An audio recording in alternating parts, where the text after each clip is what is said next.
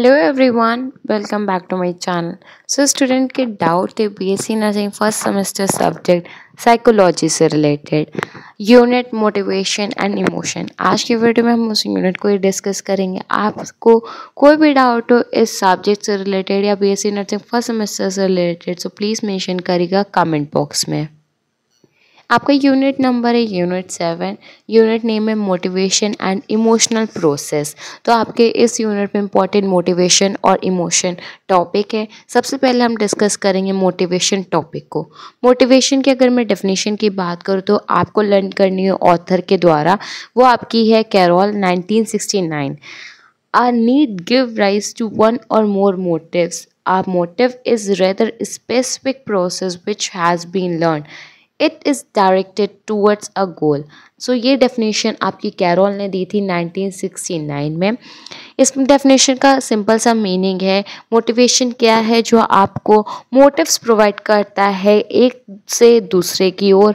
ये आपको specific process provide करता है जिससे आपको सीखते हो और जिससे आप अपने गोल की ओर रीच करते हो। तो ये सिंपल सी डेफिनेशन है जो कैरोल ने दी थी। मोटिवेशन का सिंपल अगर मीनिंग में बात करूँ तो ये क्या होता है, एक आपको ऐसी एनर्जेटिक टेंडेंसी या फोर्स देते हैं जिससे आप अपने वर्क को कर सकते हो, जिससे आप अपने गोल को अचीव कर सकते हो।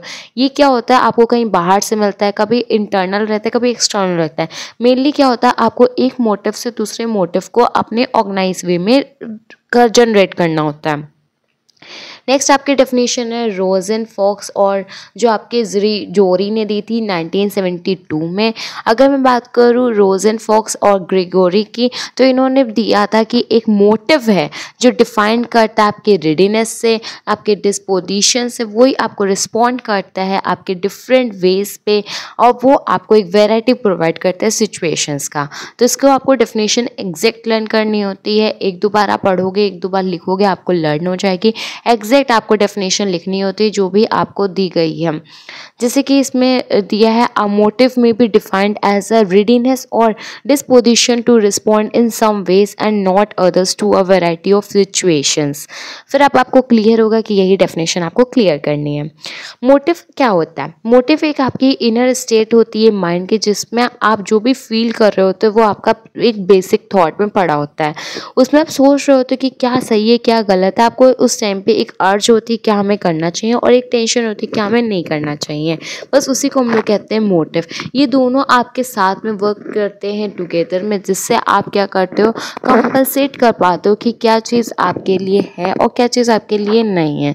फिर आपका आता है कॉन्सेप्ट ऑफ मोटिवेशन। क्या कॉन्सेप्ट है मोटिवेशन का, तो कुछ पॉइंट्स जो आपके लिए इंपॉर्टेंट है। सबसे पहला पॉइंट है motivation is generated through basic need और ड्राइव्स। तो आपके जो बेसिक नीड्स और ड्राइव्स होते हैं वो आपके होते हैं कॉन्सेप्ट में। ये आपके रिस्पॉन्ड करते हैं जो भी आपकी क्रिएटिंग काइंड या टेंशन या अर्ज होती है एक्ट की उस पर। ये आपके गोल डायरेक्टेड एक्टिविटीज़ होती हैं। ये अटेन होती हैं आपके कोई भी गोल को हेल्प करती हैं जिससे आप अचीव कर सकते हो।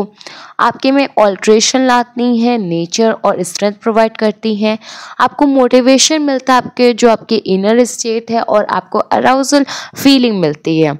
साथ ही साथ आप एक्सपीरियंस कर पाते हो मोटिव्स को और जो आपको फीलिंग है मिलने की, नीड्स की, डिज़ायर की, आप वो सारी चीज़ कंसिडरेबल रिस्पॉन्स और टेंडेंसी पे वर्क कर पाते हो। साथ ही साथ आप क्या करते हो, उसको इन 8 डिस्पोजिशन पे वर्क करते हो।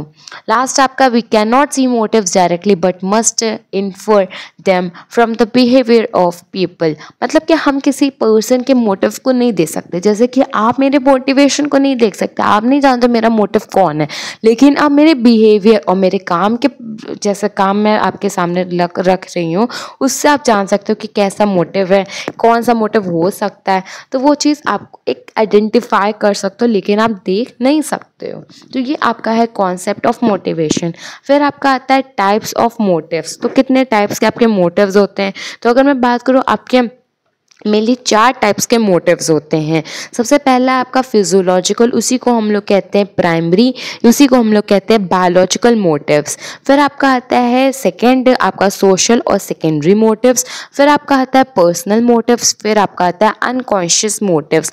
तो सबसे पहले अगर मैं बात करूँ फिजियोलॉजिकल या फिर आप कहोगे प्राइमरी या फिर आप कहोगे बायोलॉजिकल, तो नाम से समझ में आ रही है ऐसी आपकी फिजियोलॉजी वाले फंक्शंस वाली चीज़ें आएंगी या फिर आपके बायोलॉजिकल प्रोसेस आएंगे जिससे आपको मोटिव्स मिल रहा है।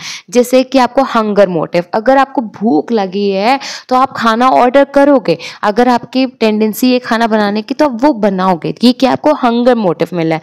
सेम एज ऐसे एग्जांपल आप दे सकते हो, थर्स्ट मोटिव में प्यास का आ रहा है, रेस्पिरेटरी का आ रहा है, need for rest and sleep का आ रहा है, need for elimination of waste का आ रहा है और सेक्स मोटिव आ रहा है। तो ये मोटिव आपको क्या कर रहे हैं, मतलब आपको मोटिवेट करे कि आपको ये करना है और ये ऐसा ज़रूरी है कि आप फिर आप करते भी हो।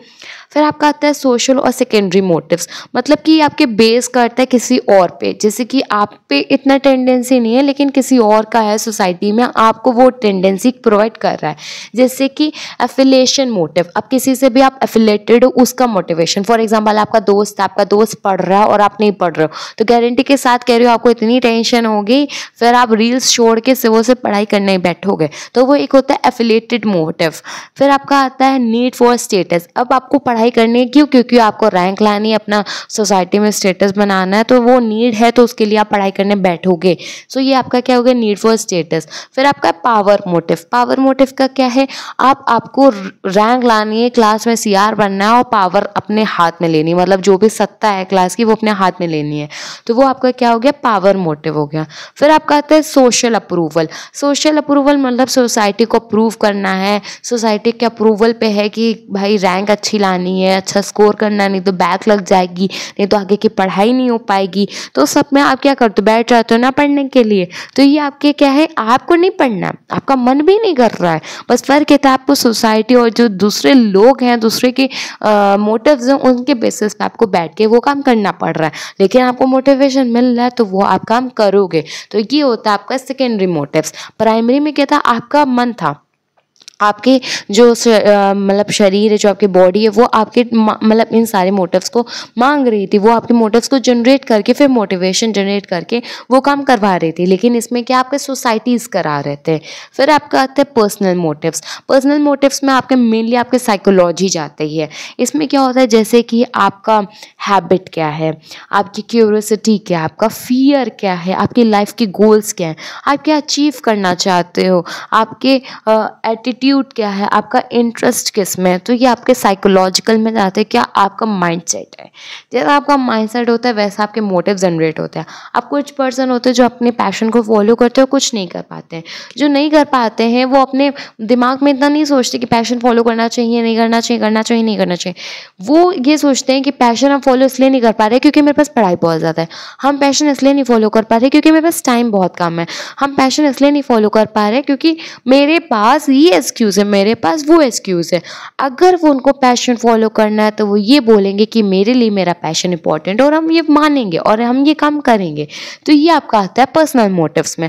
मैं आपको इसलिए एग्जांपल दे रही हूँ क्योंकि साइकोलॉजी में जितनी आपको थ्योरीज है, जितने भी आपके पॉइंट्स, अगर आप उनको नॉर्मल अपनी लाइफ में एग्जाम्पल लेके चलोगे ना, तो आपको इतने ईजिली लर्न होगा, साथ ही साथ आप उसको एग्जाम में भी अपनी लैंग्वेज में लिख सकते हो। आपको लर्न क्या करना होता है, कुछ पॉइंट्स और कुछ डेफिनेशन बस, बाकी आप हेडिंग लर्न करोगे, बाकी अंदर का आप खुद से लिखोगे। फिर और आपका लास्ट आता है अनकॉन्शियस मोटिव्स, जिसको हम लोग कहते हैं जो पर्सन अनकॉन्शियस है, मतलब कि उसकी स्टेबिलिटी ही कॉन्शियस नहीं है और उसको मोटिव्स है। तो ये आपकी आती है एक ऐसे कॉम्प्लेक्स विशेस, ऐसी विशेस, ऐसे डिज़ायर्स जो आपके सप्रेस हो चुके हैं, फिर भी 1% मोटिव्स आपको मिलेगा जिससे आप सारी चीज़ों को, क्राइटेरियाज को लर्न करोगे और एक्वायर करोगे। तो ये आपके मेनली 4 टाइप्स के मोटिव्स होते हैं। सबसे पहला आपका है साइकोलॉजिकल, उसी को हम लोग कहते हैं प्राइमरी, उसी को हम लोग कहते हैं बायोलॉजिकल मोटिव्स। फिर आपका सेकंड आता है सोशल और सेकेंडरी मोटिव्स, फिर आपका आता है पर्सनल मोटिव्स, फिर आपका आता है अनकॉन्शियस मोटिव्स। फिर आपकी आती है theories of motivation. Theories of motivation आपकी 5 थ्योरीज है जिनको हम डिस्कस करेंगे नेक्स्ट पार्ट में। अगर वीडियो अच्छी लगे तो प्लीज़ वीडियो को लाइक कर लीजिए, चैनल को सब्सक्राइब कर लीजिए। Thank you.